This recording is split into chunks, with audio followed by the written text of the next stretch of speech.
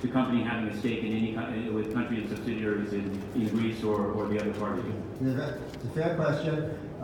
First, I can tell you I retired from that company already. I'm completely retired now. This is my main focus, so I have no connection with that company anymore. Many years ago, I told my colleagues there that if we ever make an investment in either of these two countries, I would not participate in the investment.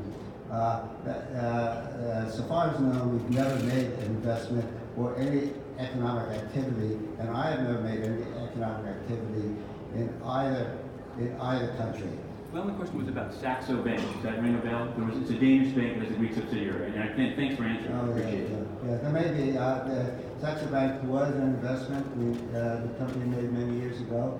I wasn't aware that they had any subsidiaries. Thank you.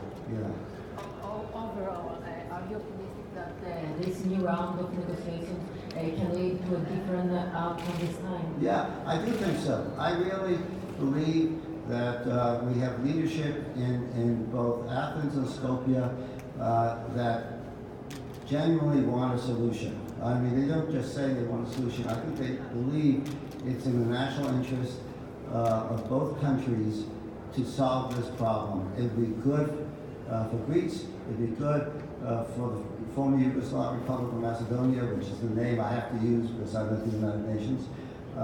It'd be a really good thing for each of them, and it'd be good for the region. I think the leadership in both countries believe it. They also have national interests, and they want to pursue the national interest. So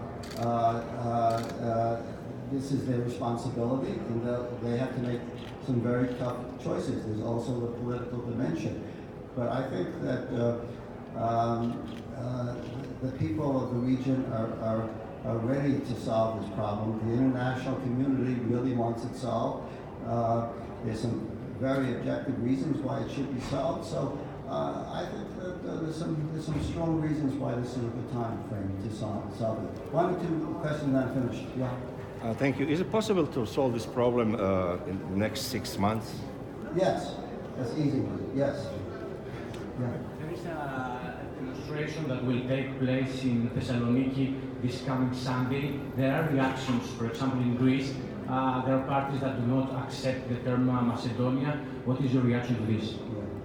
Well, the political life in both countries is a very vigorous, democratic life in both countries. I've watched Greek politics for many years, and in both countries, I think people express their views, and this is their right to do it within the legal system of the country. And there are people in Greece who say the northern neighbor should not have the name Macedonia, Macedonia in any form.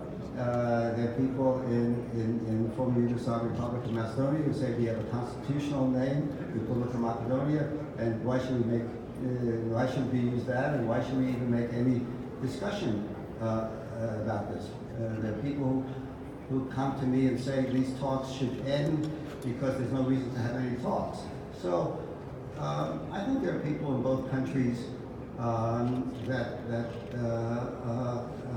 have a very negative attitude. What their solution is, in practical terms, is never clear to me, because this dispute has gone on for 25 years. Should it go on for another 25 years? Is that going to be helpful to the people, to the young people in the area? I don't think so. So it's up to, but each country is a democracy, and they're going to work it out their way. And if they don't want an agreement, there won't be an agreement. The last question, yes, sir. Ambassador, on a personal note, there are people in Greece that say that you are not an objective negotiation because all these years, all the names you have proposed include the term Macedonia. How do you react to that? I think I'm objective, and I try to find possibilities that have some sense of realism to it.